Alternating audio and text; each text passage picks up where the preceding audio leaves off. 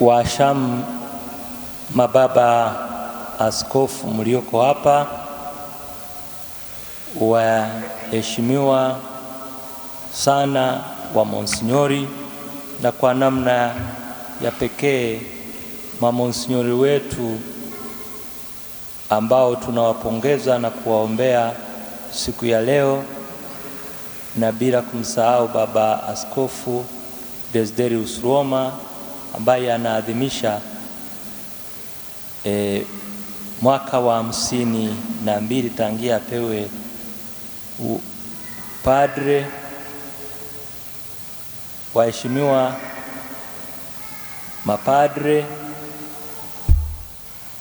wapendwa watawa, jamaa za mamonsnyori wetu wapya na waamini wote, tumsifu Yesu Kristo tena.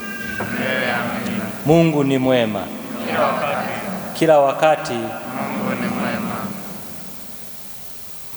Nianze kwanza kwa kuendelea kuwashukuru wapendwa maaskofu na mamonsnyori, kwa namna ya pekee Monsignor David Mbirigi ambaye amefika kwa ajili ya shughuli hii ya kuwapongeza wa monsinyori, pamoja na kuwashukuru mapadre wote mliofika na waamini wote mliofika kwa ajili ya kuwapongeza wa monsinyori. Asanteni sana kwa kuja kwenu, na Mungu awakirimie kwa kuhudhuria tukio hili ambalo ni muhimu katika jimbo letu.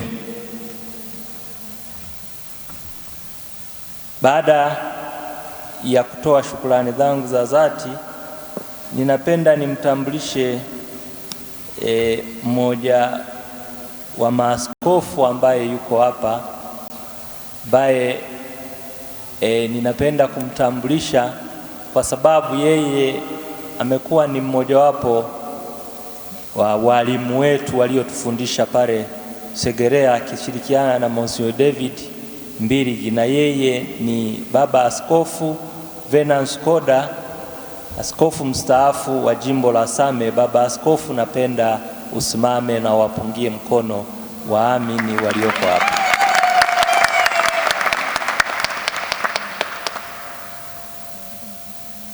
Yeye ana shughuli maalum tarehe 30, lakini kwa sababu ya urafiki tulionayo naye ameona afike mapema apumzike hapa.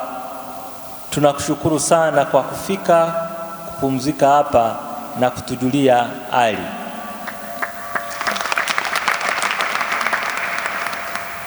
Na kama sisahau, nadhani ni mmojawapo wa mwanadarasa wa monsinyori, labda kama nakosea, sijui Father Fajes nimekosea au ni kweli. Anasema kama wanapishana miaka fulani, lakini basi walikuwa walao hawakuwa mbali katika masomo. Kwa hiyo tunakushukuru kwa kuwa nasi na tunakukaribisha hata wakati mwingine unapojisikia kufika hapa jimboni kwetu, na kwa namna ya pekee kwa mwanafunzi wako ambaye ulimfundisha.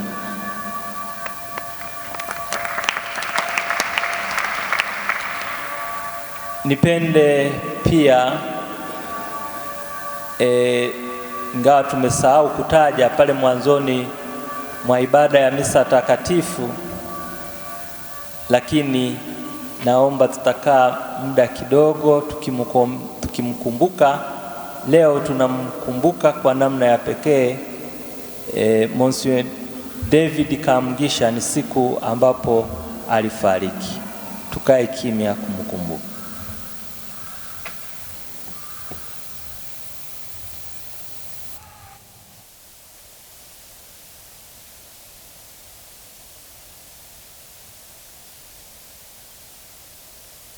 Raha ya milele umpe Bwana, apumzike kwa amani. Raha ya milele umpe Bwana, apumzike kwa amani. Raha ya milele umpe Bwana, apumzike kwa amani. Kabla ya kuendelea na mambo mengine yanayohusu siku ya leo, ningependa kuambia kwamba siku zilizopita tangia tarehe 18 mpaka tarehe 26 tulikuwa kwenye mkutano mkuu wa AMESEA ambao ulifanyika katika Chuo Kikuu cha Afrika ya Mashariki na Kati, kinachoendeshwa na mabaraza ya maaskofu wa nchi za Afrika Mashariki na Kati. Chombo hicho cha muunganiko wa mkutano wa mabaraza ya maaskofu Katoliki na Kati kinaitwa AMESEA, au kwa Kiingereza wanasema The Association of Member Episcopal Conferences in Eastern Africa.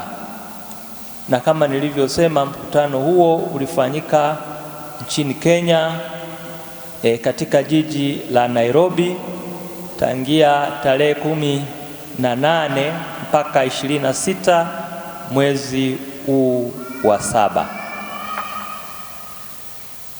Mkutano huu mkuu ulihudhuriwa na maaskofu kutoka kwa nchi 9 ambazo zinaunda umoja huo wa AMESEA, au kwa Kiswahili muunganiko wa mabaraza la maaskofu Katoliki wa nchi za Afrika na Kati, ukiunganisha nchi 9. Na kitu kikubwa ambacho ningependa mkifahamu katika kilichojili katika mkutano huo ni mada kuu ambayo ilizungumziwa. Mada hiyo ilikuwa inasema, kwanza kwa Kiingereza, AMESEA Synod Journey with Young People, Building Bridges of Communion, Hope, Justice and Good Governance. Kwa Kiswahili ambacho kisicho rasmi, safari ya kutembea na vijana kwa kujenga uhusiano katika ushirika, matumaini, hakika, haki na utawala bora. Nirudie labda muweze kamata vizuri. Safari ya kutembea na vijana kwa kujenga uhusiano katika ushirika, matumaini, haki na utawala bora. Kwa hiyo ndio ilikuwa mada kubwa ambayo mababa tuliambiwa tulikuwa maaskofu 140 kutoka katika nchi hizo, na tulikutana. Mkutano huo uliendeshwa katika Chuo Kikuu cha Afrika ya Mashariki na Kati ambacho kinaendeshwa na mabaraza hayo. Chuo hicho kinaitwa KUEA na baadhi ya mapadri wetu wamepitia hapo. Na kwa nini mababa askofu waliamua kuzungumzia kutembea na vijana kwa kujenga uhusiano kati ya ushirika, utafiti, kujenga ushirika, matumaini, haki na utawala bora? Ni kwa sababu utafiti uliofanyika katika nchi hizi za AMESEA na watafiti waliona kwamba katika nchi za AMESEA vijana ndio wengi zaidi. Watafiti wanasema vijana kutoka umri wa miaka 15 mpaka 35 wanafanya 70% ya watu wote.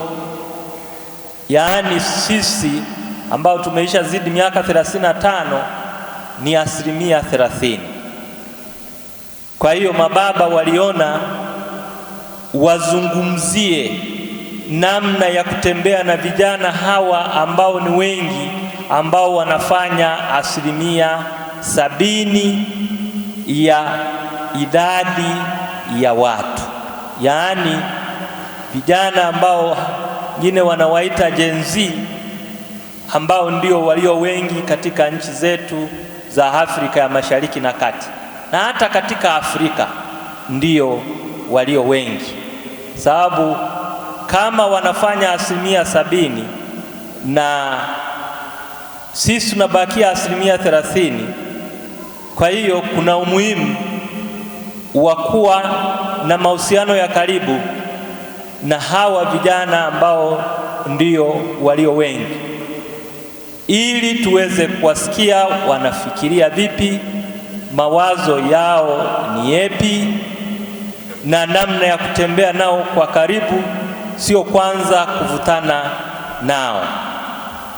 Kwa hiyo ndio umuhimu walau uliokuwepo wa mabaraza hayo ya maaskofu kuona kwamba wazungumzie mada hiyo ambayo inawahusu watu walio wengi.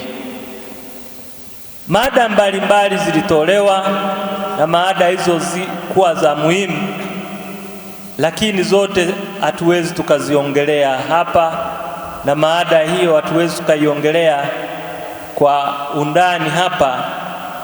Tutapata muda tuweze kuita semina ambapo tutaongea na makundi mbalimbali kuhusu umuhimu wa kutembea na vijana hawa ambao ndio walio wengi, ambao wanahitaji maelekezo na maongozi fulani kutoka kwetu sisi, na labda na kukaa nao na kuwaelewa. Huenda tukawa labda tunaongea nao lakini hatuwaelewi wanafikiria nini. Kwa mfano, alikuwepo kijana ambaye alikuwa anatoka Kenya, ambaye aliwawakilisha vijana.